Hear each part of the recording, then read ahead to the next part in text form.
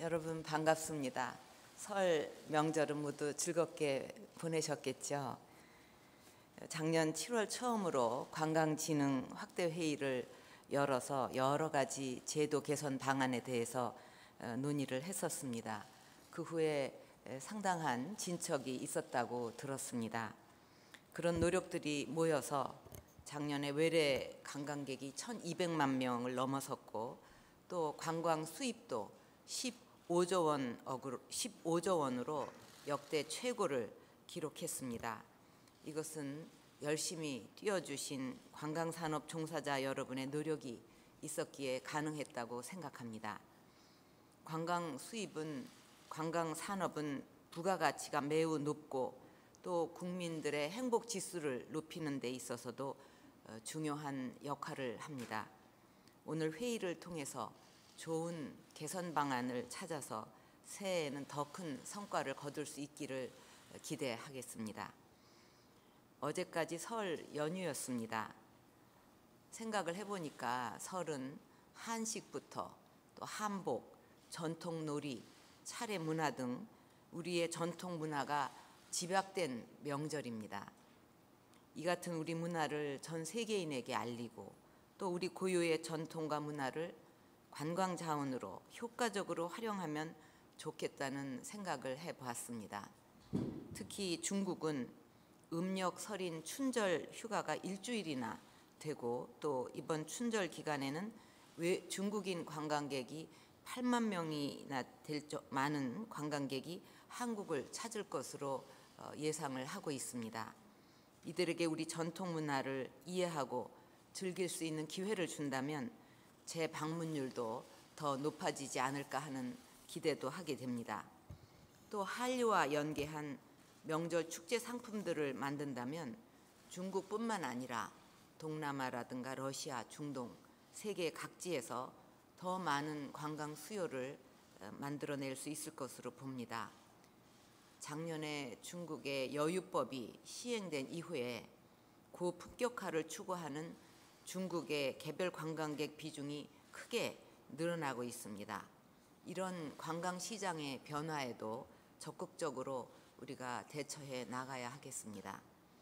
이번에 스위스 국빈 방문을 계기로 해서 관광공사가 스위스 관광청과 관광협력 MOU를 체결했습니다.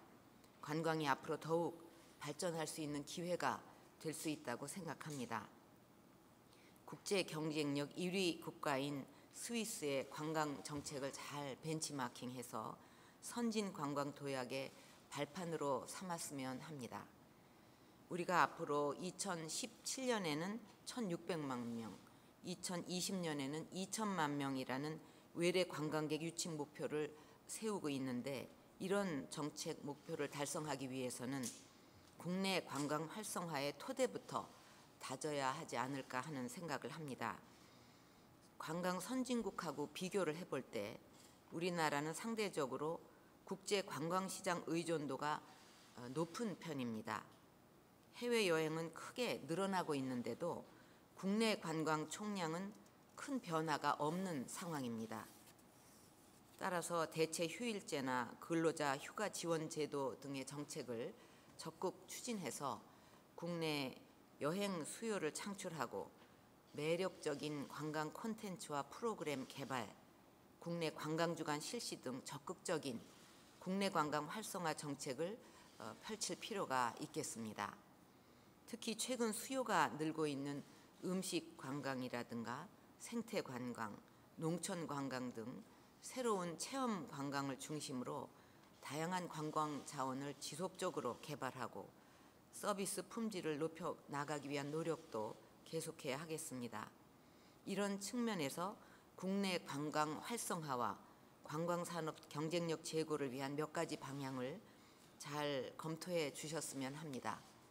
먼저 국내 관광 활성화가 내수 경기 진작과 일자리 창출이라는 선순환 구조로 이어져야 하겠습니다. 제가 신년 기자회견을 통해서 경제혁신 3개년 계획에 관광산업을 비롯한 5대 유망 서비스 산업을 집중 육성하겠다고 발표를 했습니다.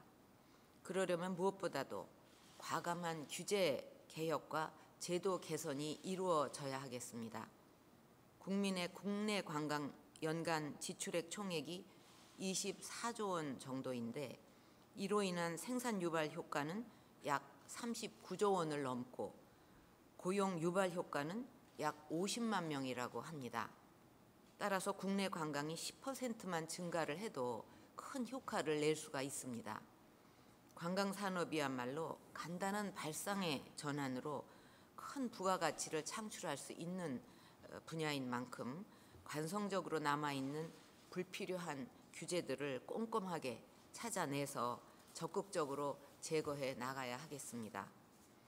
이를 위해서는 중앙부처와 지자체는 지속적으로 소통 시스템을 구축하고 정부 부처 간에는 긴밀한 협업을 해 나가야 하겠습니다. 최근에 구성한 5대 유망 서비스 관광 TF를 잘 활용해서 이번 회의에서 제기된 과제들을 세심하게 점검해 주기를 바랍니다. 또 단순히 관광객 수만 늘릴 것이 아니라 지역 관광 활성화가 지역 주민들의 실질적인 소득 증대와 지역의 일자리 창출로 이어질 수 있도록 지역 관광의 시너지를 높이는 방안도 찾아주기를 바랍니다. 그리고 관광산업도 지역 맞춤형, 고객 맞춤형 정책이 필요할 것입니다. 국내 관광이 활성화되지 못하고 있는 데는 갈수록 높아지는 국민의 눈높이를 따라가지 못하는 것이 한 원인이고 지역별로 특성을 살리지 못하고 차별화하지 못한 관광 상품들이 국내 관광의 매력을 떨어뜨리고 있기도 합니다. 우리 국내 관광객 숫자, 외국에 나가는 관광객 숫자가 엄청 늘어나고 있는데 그 관광객들이 세계에서 최고 수준의 그런 관광 서비스를 보지 않았겠습니까? 국내 와서 그게 성에 안 찬다 그러면 그 매력을 잃을 수밖에 없기 때문에 국내 이 관광 서비스도 이거는 최고 수준이 가야 된다. 세계적인 수준에 가지 않으면 그 관광객을 끌어들일 수 없다는 각오로 노력을 해야 할 거라고 생각을 합니다. 그것이 반드시 돈을 많이 들이고 비싼 그 물건을 써서 뭐 호텔을 짓거나 이런 것만이 중요한 것이 아니라 오히려 그것보다는 서비스 또 친절 면에서 또 특성화하는 면에 있어서 정말 이것이 세계적 수준인가 이런 부분에 있어서도 정말 최고가 되어야만 우리 국내 관광객을 끌어들일 수 있지 않을까 하는 생각입니다. 그리고 앞으로 복합 리조트와 레저 스포츠 관광, 음식 관광과 생태 관광 등 국민들의 변화된 욕구에 부응하는 새로운 패러다임의 지역관광 진흥 정책이 필요하고 우리의 문화와 역사, 자연과 스토리의 아름다움을 느낄 수 있는 관광상품 개발에 노력을 기울여야 하겠습니다. 세계 어디 가서라도 즐길 수 있는 것보다는 오히려 한국이기 때문에 이런 것을 볼 수 있다 하는 것이 사실 관광에서는 더 매력적일 수가 있을 것 같습니다.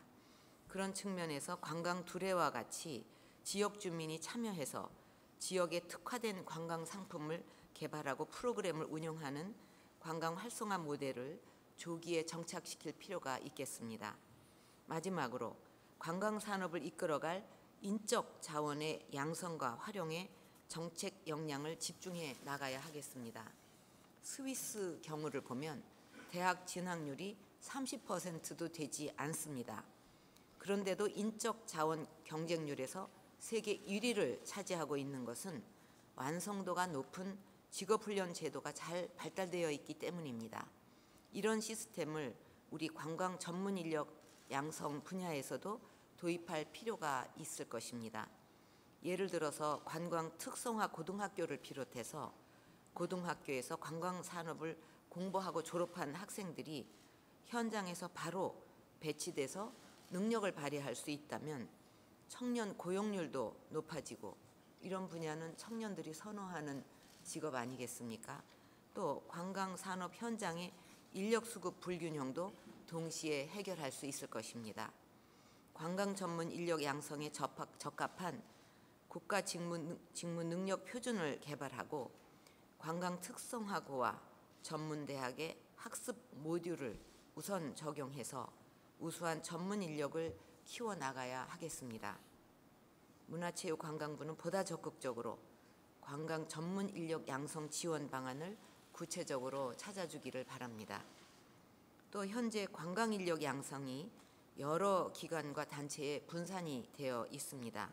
이것을 전반적으로 현황을 점검하고 문제점을 개선해서 적재적소에 필요한 인력들이 배치될 수 있도록 해주기를 바랍니다. 여러 가지 정책들을 이렇게 각 부처에서 여러 기관에서 내도 그것이 이렇게 그 분산이 되어 있으면 시너지 효과가 없고 애는 애대로 쓰는데 별로 이렇게 와닿지 않는 그런 정책이 되기가 쉽습니다. 그러니까 차제에 아예 이런 분산된 관광 정책들도 좀 모으는 그런 계기가 되기를 바랍니다. 그래서 오늘 회의를 통해서 우리 관광산업 경쟁력을 높이는 좋은 방안들이 많이 논의되기를 기대하겠습니다. 감사합니다.